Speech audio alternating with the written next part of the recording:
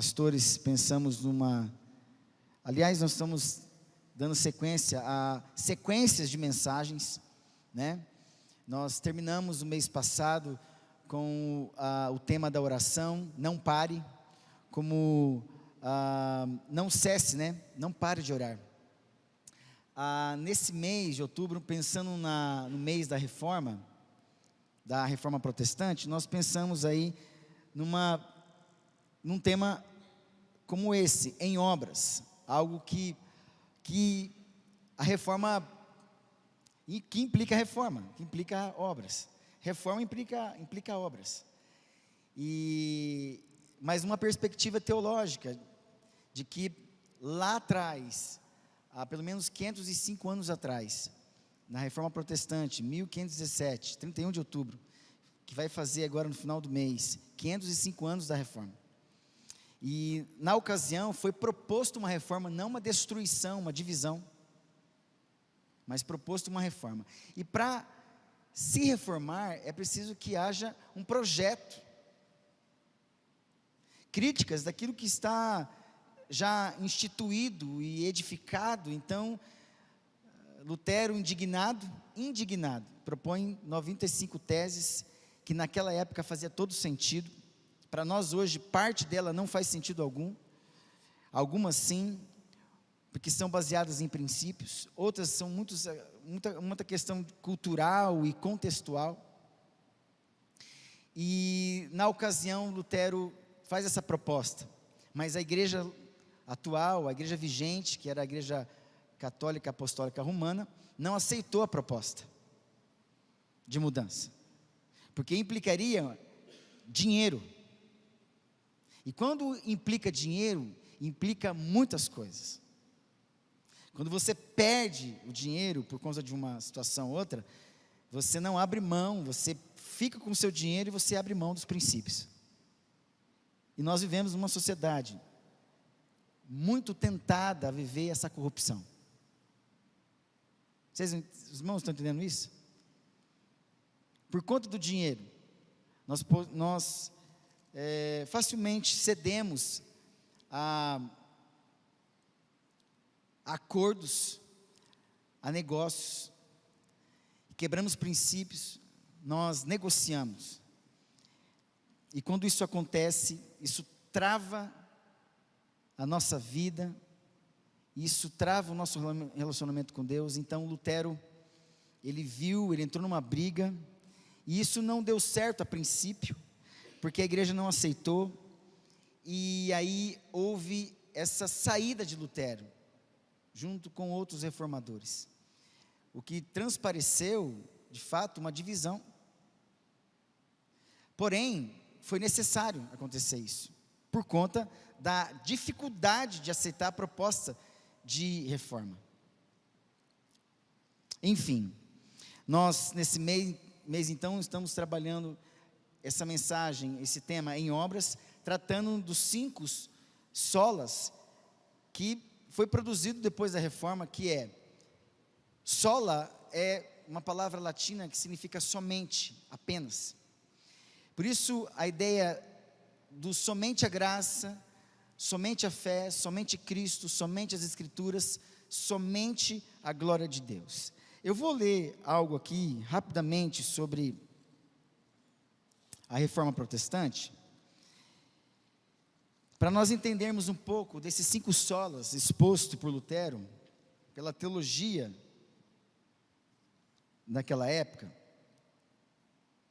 para nós entendermos e entrarmos depois propriamente dito no texto, onde nós vamos tratar apenas da primeira parte, que é somente a graça, o poder da graça.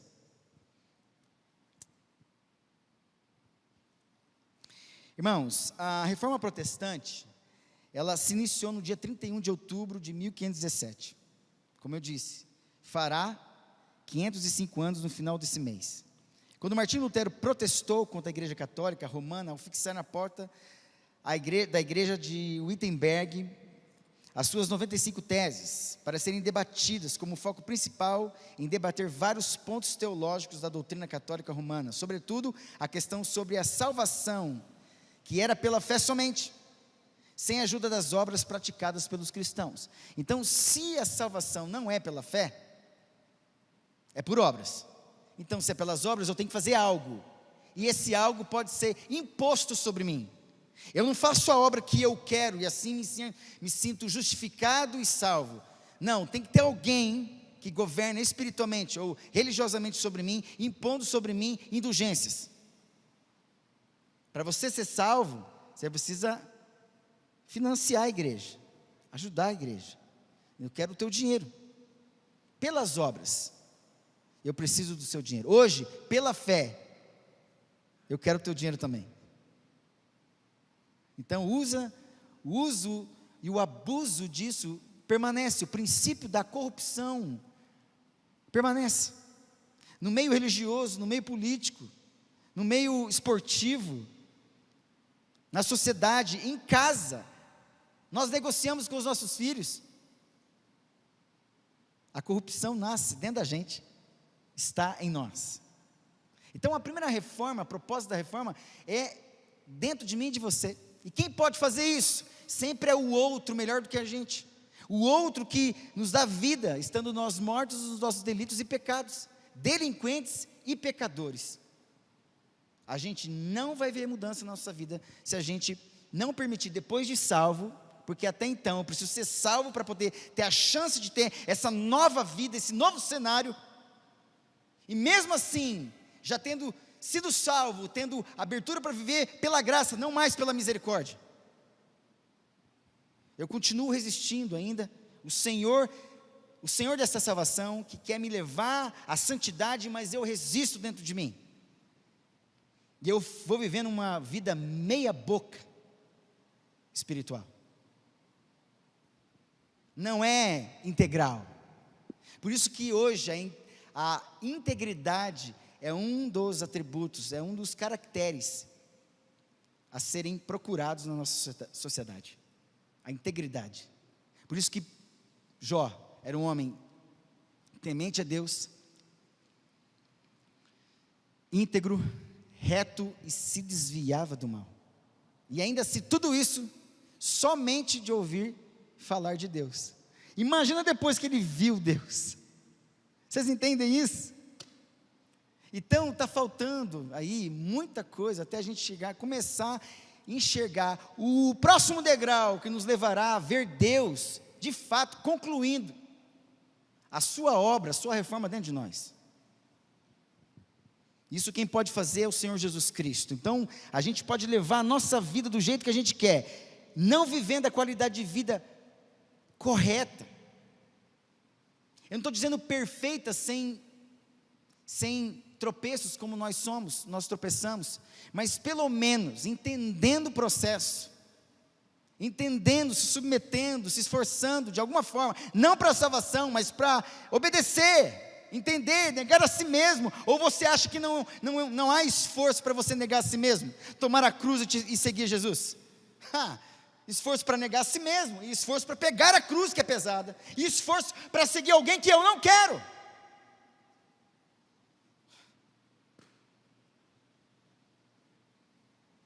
O que isso tem a ver com a reforma? Muita coisa. Lutero era um homem que estava em crise, e isso aqui era a reação a uma crise pessoal, quando ele entrou no seminário para ser monge lá, e começou a ter acesso às escrituras. Então ele descobriu nas escrituras que a salvação não era pelas obras, mas pela fé, e pela graça, mediante a fé. Então ele resolveu a vida dele, depois que ele conheceu as escrituras. Quando o crente não conhece as escrituras, ele vai sempre viver na rabeta de outros crentes, reproduzindo teologias que não tem nada a ver, que ele nunca aprendeu, nunca experimentou, sempre reproduzindo. Isso se chama, segundo Lutero, concupiscência espiritual. Você apresenta para as pessoas uma espiritualidade que não é sua. Você lê livros, você é amante de teólogos, mas você não vive nem 10% do que você lê sobre ele.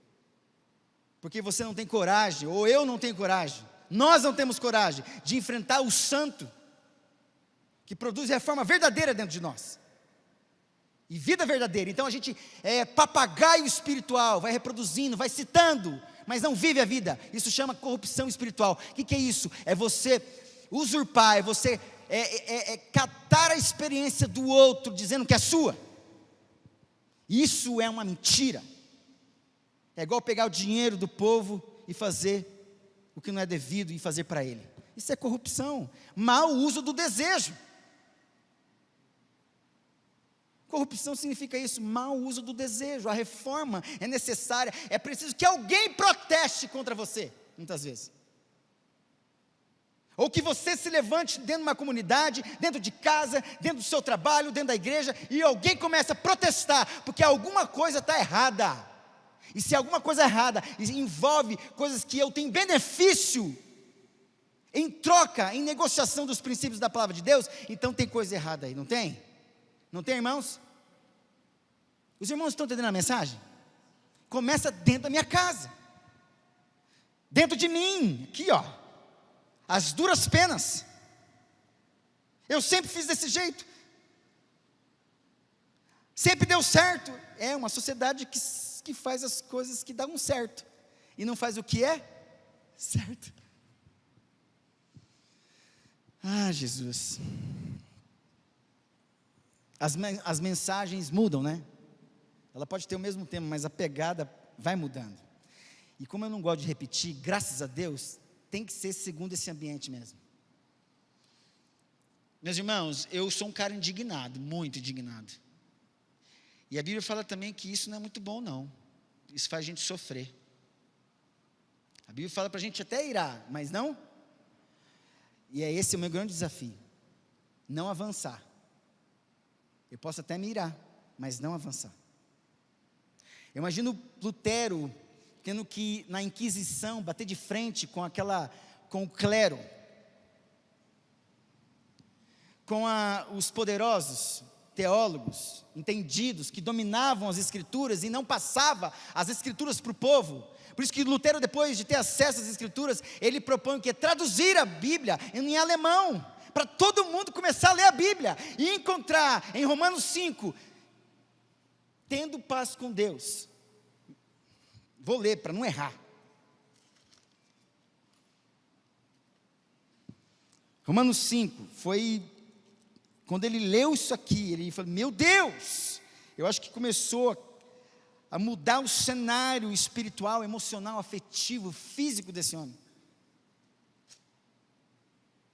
Justificados, pois, mediante as obras, mediante as obras, mediante as obras, mediante a fé, porque até então, quem que pregava mediante as obras? A igreja, naquela época. Você imagina, nós começarmos a pregar coisas que não tem nada a ver com as Escrituras, quem é que vai se levantar nessa igreja para protestar? E quem começa a protestar, acaba sendo aquele cara que arruma confusão. Aí ele começa a ler, ele começa a traduzir, ele começa a descobrir. A fé vem pelo ouvir a palavra de Deus. Justificados, pois, mediante a fé, temos paz com Deus. É uma coisa que ele não tinha. Dependia muito do tanto de obras que ele fazia. Isso é muito ruim. Vamos supor que a salvação seja de fato pelas obras. Você saberia o tanto de obras que você tem que praticar para ser salvo? Não. Então seria um sofrimento para você até mesmo se fosse pelas obras. Se é quantidade, se é o que tem que fazer, então pode ser que eu não agrade a Deus pelo tanto que eu fiz. Então, alguém faz por mim, Jesus Cristo. Ele cumpre o desejo do Pai. E agora a gente só tem uma atitude. Apenas crer no Filho de Deus, que me justificou, que morreu por mim, perdoou os meus pecados. Agora, Ele é a minha salvação. Amém? Graças a Deus que é assim. Deus, obrigado pelo teu Filho amado Jesus. Ia ser difícil, meus irmãos. A gente ia reproduzir, e falar assim, olha, eu não quero você, eu quero o teu dinheiro. E eu falei de manhã aqui, existem religiões, existem igrejas que são seitas, na verdade, que usurpam, exploram famílias. Coisas absurdas, que vocês não têm noção. Leem sobre isso. Igrejas, lideranças religiosas que exploram famílias. Vou dar um exemplo aqui, Juba. Eu sou o seu pastor. Então, a partir de hoje, a sua mãe não vai poder ver os seus filhos. E o seu pai, a sua mãe também não vai poder ver os seus filhos, correto? Porque os seus filhos são de Deus, são preciosos. Ninguém pode tocar neles. Nem o seu pai e a sua mãe, nem o seu pai e a sua mãe. Entende isso? É mais ou menos assim que existe religiões, igrejas. Vocês acreditam nisso? Isso existe, meus irmãos. Isso existe, isso está instalado. Isso é comum. Não basta o seu dízimo, não basta a sua oferta, tem que ter primícia. E o primícia é para quem? Para o ministro. Ai de você, se você não der a primícia. E aí ele vê que você está vivendo a pindaíba financeira, e ainda ele joga a culpa em você, você não tem fé. Mas ele tem que dar todo o seu dinheiro para ele, para ver. Meu Deus. É para ouvir mesmo, está gravando? É para ouvir. Se você me conhece e sabe quem eu sou, eu estou falando de você mesmo, falso profeta. Meus irmãos, presta atenção. Olha aqui. Dê graças a Deus porque vocês estão numa igreja que tem um pastor até duro, como eu. Mas eu não vou aproveitar de você, amém? Em nome de Jesus. Eu quero ser uma bênção na vida de vocês. Porque assim, você acha que Davi foi lutar com o lobinho lá? Lobinho, sai daí, que as minhas ovelhas estão aqui. Para. Ai, leãozinho, leãozinho, como você é bonitinho, sai daqui. Ah, meu Deus. Gente, esse homem deve ter funda, cada mais fundo, e mais cada vez mais treinando. E quanto mais preciso, mais fácil de eliminar a chance de entrar dentro do aprisco ou do aprisco lá, ou do campo lá, isso. Gente, estou desviando do assunto. Mas estou dizendo para vocês assim, o domínio, esse espírito de dominação, de exploração, é o que acontecia naquela época. E que vinha de forma religiosa, transvestida, né? Transvestidas mesmo, de religioso, algo bom, é de Deus. É de Deus, então não tem erro nenhum, está tudo certo. A gente domina aqui e a gente impõe ali. Só que isso matava as pessoas, tirava a esperança das pessoas. Lutero, ele teve que passar por isso para poder entender o chamado dele, ir para o seminário e começar a ter acesso às escrituras e começar a entender que era tudo uma mentira. E quando você começa a conhecer a verdade, e a palavra verdade significa aletheia, no grego significa não se esconde, é aquilo que não se esconde. Uma hora ou outra aparece, e está aqui, ó. Temos paz com Deus, por meio do nosso Senhor e Salvador Jesus Cristo. Esse homem começou a ter paz, ele começou a reunir aquilo que estava perdido, porque paz significa reunir aquilo que está perdido. Perca alguma coisa agora para você ver, perde alguma coisa para você ver. Isso vai começar a tirar a tua paz. E a tua paz começa a voltar quando você começa a reunir aquilo que estava perdido. Começa a ter esperança de que aquilo está voltando de novo.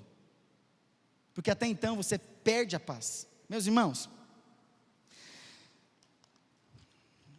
o tempo é um dos meus inimigos. Resumidamente, presta atenção. Eu quero ler para vocês aqui. As proposições teológicas que serviram como pilares da reforma protestante são chamados os 5 solas. Cinco somentes. Primeiro, é o sola fide, que é somente a fé. Eu vou fazer um breve resumo aqui, porque os demais irmãos vão tratar mais especificamente. Este princípio afirma que o homem é justificado única e exclusivamente pela fé, sem um acréscimo das obras do mérito humano, e por meio dele a tradição reformada é sustentada. Só a Escritura é a única regra de fé e prática da igreja. E o protestantismo aceita doutrinas da sua inspiração, autoridade, inerrância, clareza, necessidade, suficiência, somente as Escrituras, e não a sua palavra, e não a minha palavra. são o fundamento da teologia reformada. Só Cristo, como forma de reação dos protestantes contra a Igreja Católica, secularizada, e contra os sacerdotes que afirmavam ter uma posição especial. Nenhuma posição especial você tem.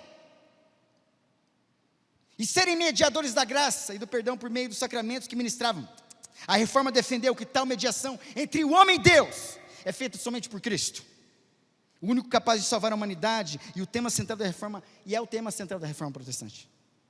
Somente a graça é o que eu vou tratar, mas eu vou dizer rapidamente. Além da graça de ser um dos atributos de Deus, é também o próprio Cristo em sua encarnação, e é o Espírito Santo que aplica a graça ao coração do pecador. Só lhe deu glória, somente Deus a glória. Este pilar da teologia reformada afirma que o homem foi criado para a glória de Deus, e que tudo que ele fizer deve destinar a glorificar a Deus. Amém? Sendo assim, abra sua Bíblia em Efésios 2.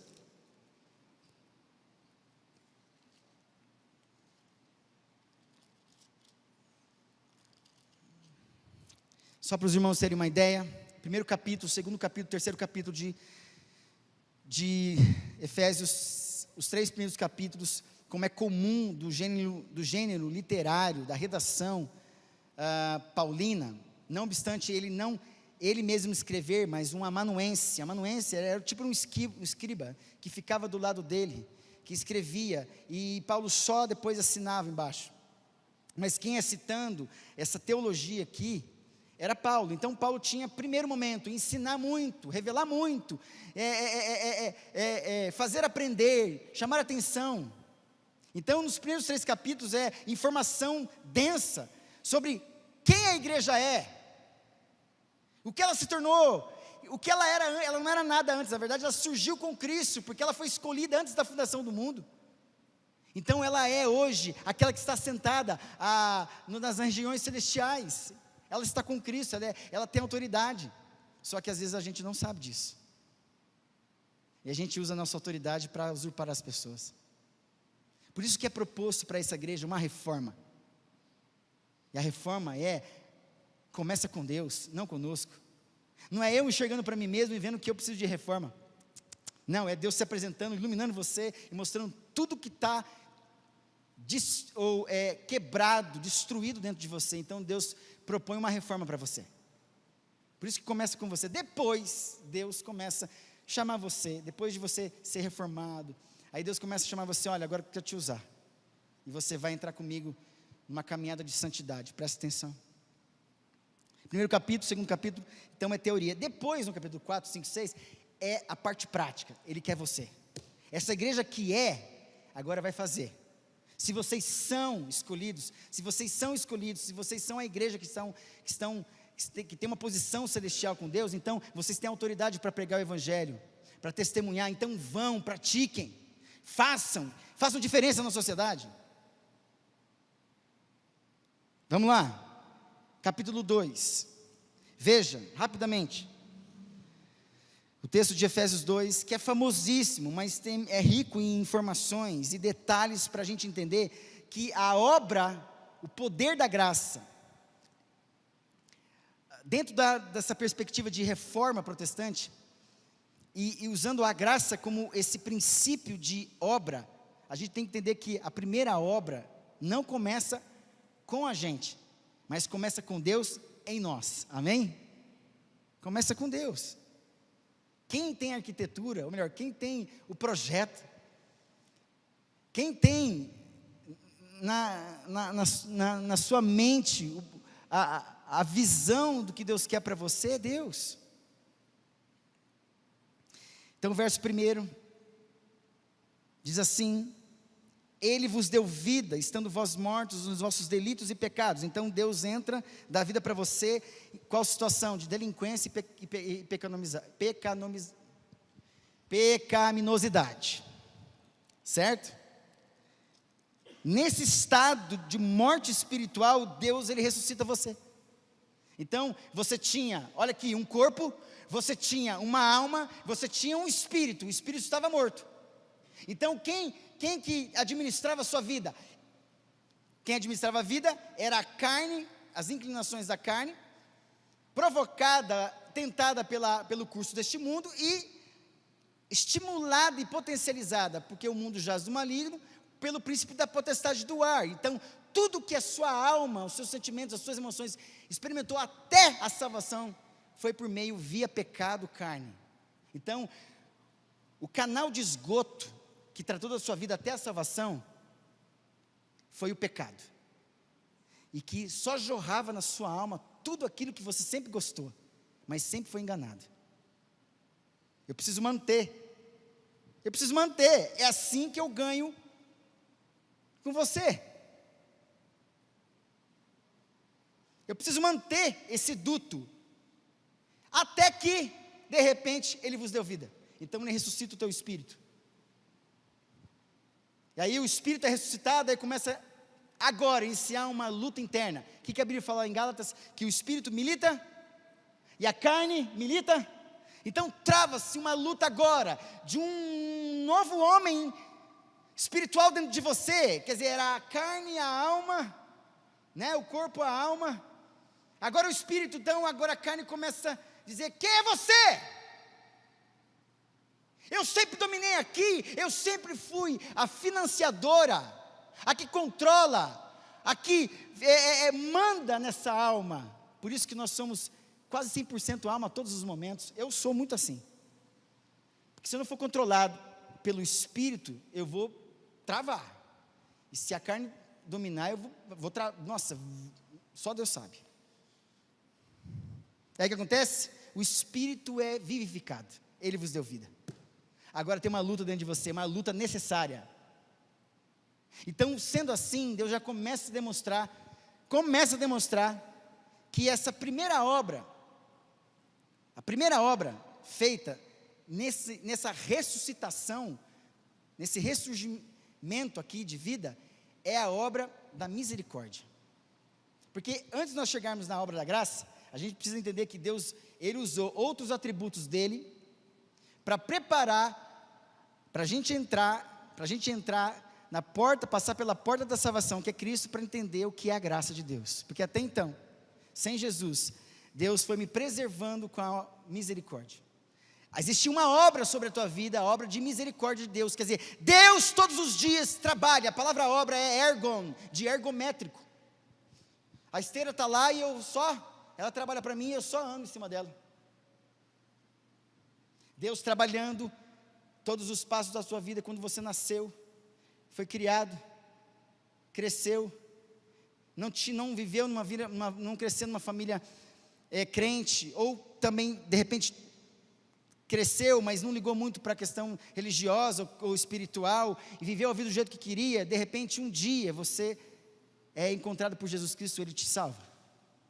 Agora Ele te salva do jeito que você está, e como você está.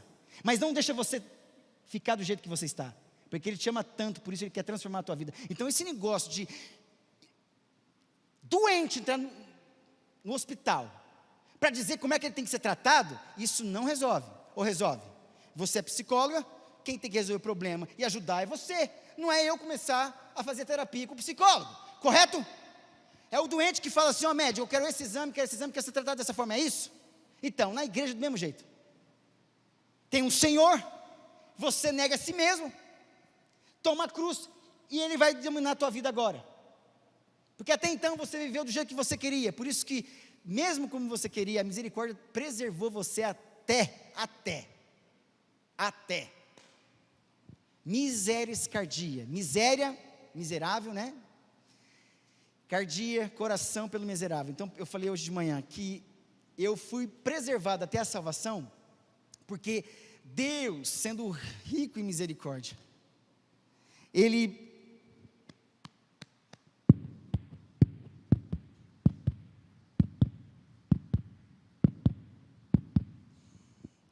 todos os dias, as misericórdias do Senhor, como que é? Se renovam a cada?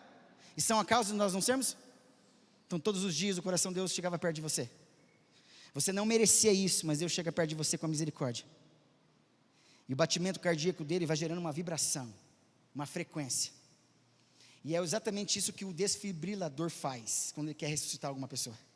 Então a misericórdia de Deus é esse desfibrilador, que todos os dias te reanima para você se manter vivo, ainda dando chance para você enxergar a porta da salvação e ter chance de começar a experimentar o amor de Deus e a graça de Deus. Você não vai poder dizer, tem gente que nem sabe disso, nem tem noção até que ele é salvo, para entender, então Deus usou de misericórdia comigo todos esses anos. Absolutamente, todos os dias, Deus batia com o coração dele, e ele batia tanto que ele preservou a sua vida, então ele reanimava vocês todos os dias. Os irmãos entendem isso? Todos os dias se renovam, por isso nós não somos consumidos, então sempre há alguém que vem reanimando a gente.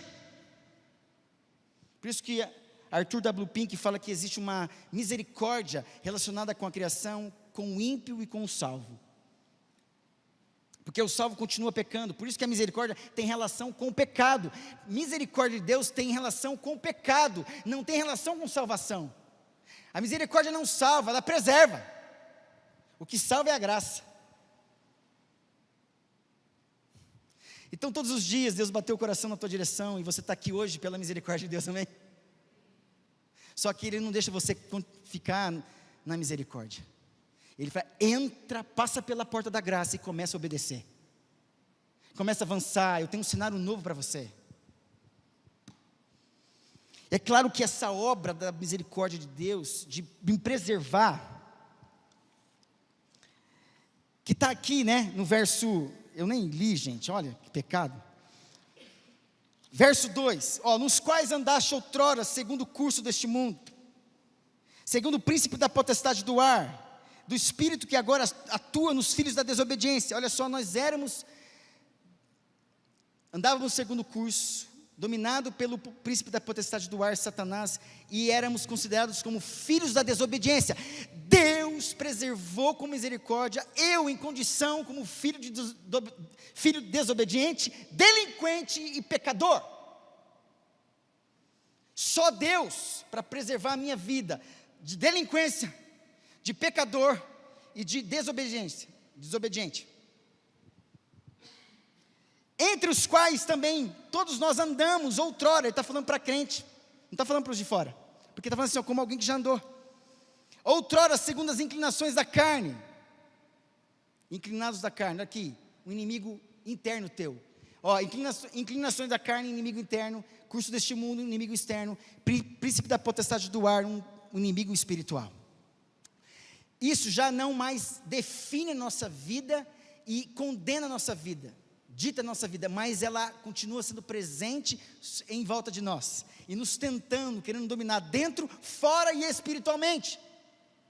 Por isso que todos os dias eu tenho uma luta aqui, tenho uma luta fora, e uma pressão espiritual. Vocês andaram dessa forma, não sabiam disso, mas agora vocês sabem. Então, olha para dentro de si. Você acha que você não precisa de uma reforma? De uma obra dentro de você? Sim, porque até então você foi viciado nas inclinações da carne, você foi viciado nas coisas desse mundo, você foi dominado, entorpecido pelo poder opressor de Satanás. Então é preciso agora Deus desintoxicar você, porque por isso que a vida cristã é uma vida de abstinência. Eu deixei isso aqui para me ocupar com isso aqui, porque esta é a vontade de Deus, a vossa santificação, que vos abstenhais da prostituição. Sai da prostituição, venha para a santificação. Por misericórdia, Deus preservou você até agora, para dizer assim, olha, agora o cenário é de santificação. A graça te abre a porta, agora entra no esquema de Deus.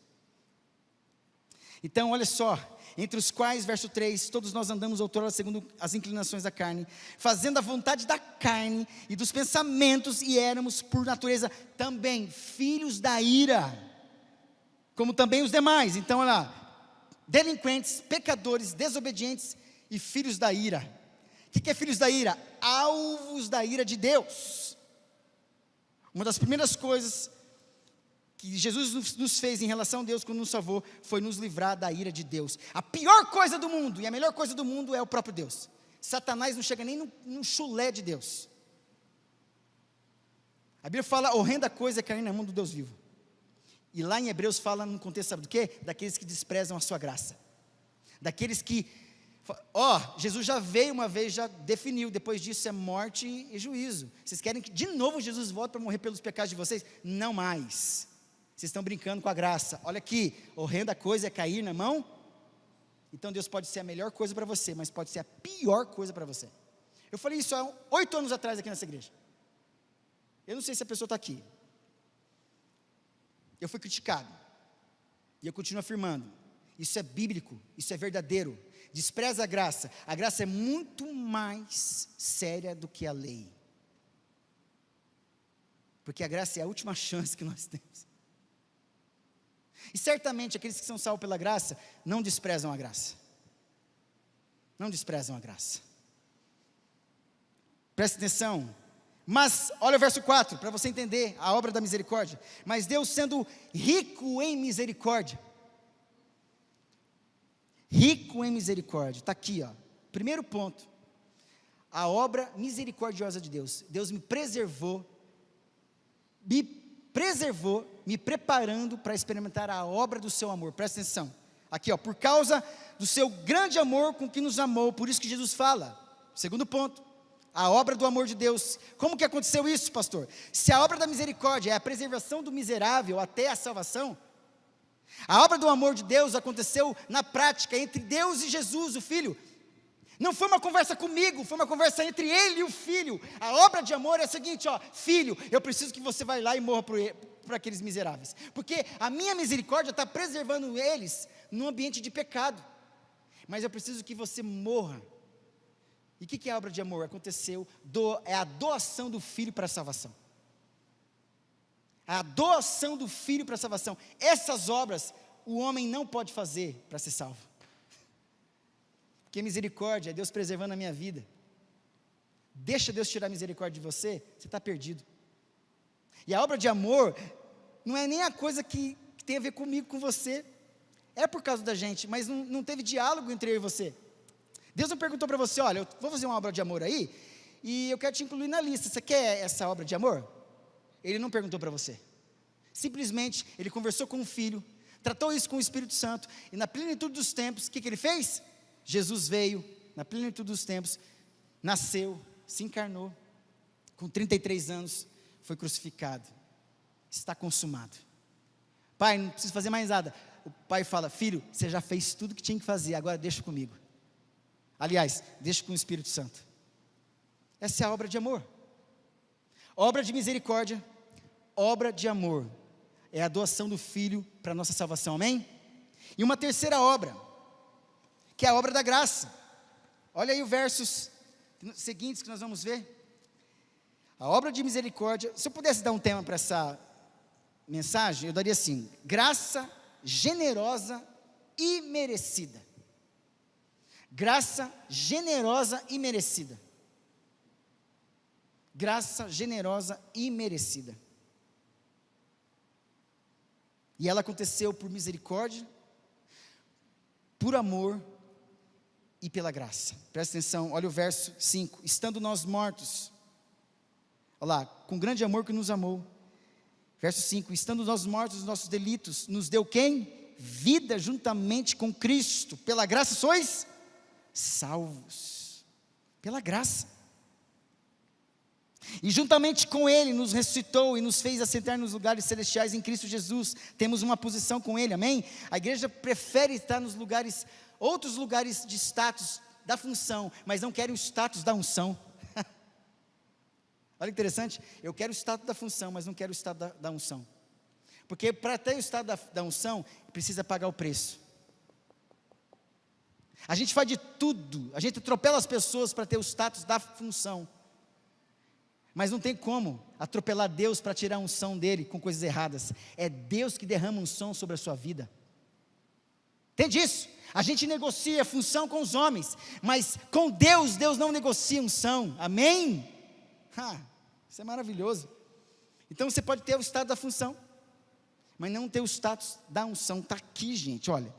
Ele aqui, ó, nós temos o status da unção, de estarmos juntos com Cristo nos lugares celestiais, para mostrar, nos séculos vindouros, a suprema riqueza da sua graça, em bondade para conosco em Cristo Jesus. Aqui está a obra da graça, presta atenção. Porque pela graça sois salvos, mediante a fé. Isto não vem de vós, é dom? Isto não vem de vós, é dom de Deus. A graça te salva, a fé é o dom que Deus te dá, não vem de você, para que você não se glorie. A graça te salva, a fé é dom de Deus. Então presta atenção, Deus vai te salvar, coloca a fé no seu coração para você crer nele. E Deus finaliza ali, finaliza essa parte e começa agora com essa fé, que é salvadora, te dá agora a chance de você acionar a fé agora perseverante, que vai levar você até o final da sua vida. Presta atenção, para que isso? Então a obra da misericórdia te preserva, a obra do amor é a doação do Filho por causa de você, e a obra da graça te salva, dando um dom da fé para você. Podia até colocar a obra da fé, mas é mediante a fé, e agora tudo, para que depois você, agora, tenha a chance, já entrando no cenário da graça, autorizado por Deus, ressuscitado por Deus, agora você pode, ter uma chance de entrar no cenário de Deus, e colocar a mão no arado. Presta atenção, por que você foi salvo? Não de obras para que ninguém se glorie. Como? Eu não preciso fazer nada? Nós não somos salvos pelas obras, mas somos salvos para as boas obras, não é isso? Não de obras para que ninguém se glorie. Próximo verso, pois somos feitura dele, poema, essa palavra é poema, no grego, poema, nós somos agora ressuscitados, nova criatura, folhas em branco para começar uma nova história, porque até então, aquelas outras histórias que dominavam segundo as inclinações da carne, o curso deste mundo e o príncipe da potestade do ar, que escrevia sobre minha vida, coisas que me escravizava, me humilhava, afetava as minhas afetividades, as minhas emoções, os meus sentimentos, as minhas razões, criava-se uma história totalmente doente. Deus sabe que existe esse histórico na nossa vida, então Ele te salva nessa situação, mas agora para dizer assim, olha, até aqui por misericórdia, continua essa história, mas a partir daqui, pelo meu grande amor, agora eu vou começar a construir o caráter do meu filho em você. Pela graça você é salvo, mediante a fé. Agora você é poema, folha em branco, que eu vou começar a construir na sua história. E Deus escreve a história com a sua palavra. Aqui ó, é a palavra que nos ensina a sermos crentes, cristãos. Princípios e valores, está aqui. É isso que nos educa, é isso que nos doutrina. E aí, depois da obra da misericórdia, do amor e a obra da graça, estou terminando. Nós somos salvos para as boas obras. Então, primeiro de tudo, Deus te reforma, amém? Com 3 ingredientes. Deus ele vai preservando você, porque é o seguinte, tem casas por aqui em Marília, que na minha visão, na sua visão, já deveriam ser o quê? Derrubadas, demolidas, mas existe ainda. Existe ainda. Então o que existe ainda pode ser reformado, pode ser visão de um arquiteto, ter esperança, abrir os olhos de um engenheiro. Eu vou fazer isso aqui, né, nessa estrutura. Então aquele que parece estar perdido tem esperança, amém? Ninguém despreza o seu membro. Essa mão não serve para nada, você vai arrancar ela? Não, você quer curar ela. Entende isso? Então, todo membro dessa igreja tem o seu valor, amém? A palavra poema é poema, né? Poema. Então, você é uma folha em branco que Deus vai começar uma nova história a partir da salvação, amém? E aí, daqui para frente, o que ele faz? Vou terminar. Criados em Cristo Jesus, então não é fora de Cristo, é em Cristo, para dizer assim que nós pertencemos a Ele, certo? Para as boas obras, as quais de antemão Deus preparou para que nós andássemos nela. Presta atenção, irmãos, eu falei hoje de manhã, existe obras, boas obras não para ser salvo, mas obras de justiça, boas obras de justiça, de amor, de generosidade, de misericórdia, de compaixão, é isso. boas obras em você, boas obras através de você, que ainda você não viu o cenário, não contemplou, e você precisa andar nela. E aí eu pergunto para você, você tem andado no cenário das boas obras de Deus? Por que você parou? Por que você está parado? Por que você está parado? Por que você travou? Você parou na busca por Deus, na leitura da palavra, no estudo da palavra, ou na oração. Por que você parou? Porque a gente para. Se para, o testemunho não continua, e testemunho significa acontecer novamente. As boas obras são assuntos de testemunho. Quando não entro nesse cenário para andar, que de antemão Deus preparou, presta atenção, mas não é qualquer cenário, é cenário de Deus para mim e para você. Tem crentes que pararam, estagnaram, estão vivendo,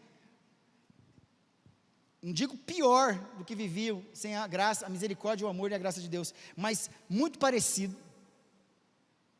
Por isso que muitos crentes salvos dão um mau testemunho, são salvos, mas dão um mau testemunho. Ainda não entenderam que a graça deu um novo cenário para você agora obedecer, entrar de Deus, viver pela fé, se submeter a Deus, entender a Deus, e agora você quer viver na mesmice das tuas inclinações, flertando com esses sentimentos internos, flertando com as propostas externas, curso deste mundo, e não entendendo que ainda pode ser oprimido pelo diabo. Crentes que estão vivendo dessa forma, se confundindo e confundindo outros dentro da própria igreja. Parece que é joia, mas não é. É só um crente desajustado, precisando de ser chamado a atenção. Meus irmãos, a gente precisa avançar, amém? Essa obra, ela não aconteceu à toa, ela aconteceu tudo, ela te preservou com vida pela misericórdia, foi por amor, Deus enviou o seu Filho por você, e foi pela graça, você não merecia, Deus te escolheu, te acordou espiritualmente, agora você tem um novo cenário para trilhar, usufruir, contemplar, entrar nos projetos de Deus, e ter esperança de que, sim, se você é um salvo, uma salva, existe esperança para você sim, em nome de Jesus, amém? Em nome de Jesus, há esperança para mim e para você, amém? Que Deus abençoe você grandemente, sinta-se amado por Deus e agraciado por essa generosa e merecida graça de Deus.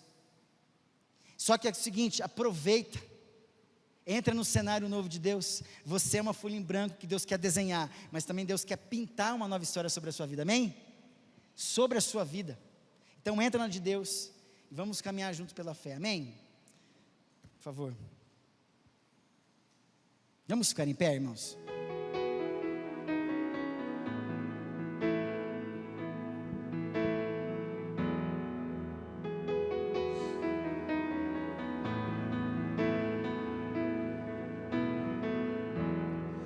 Eu não preciso ser reconhecido por ninguém. A minha glória é fazer com que conheçam a Ti, e que diminua eu, para que Tu cresças, Senhor, mais e mais.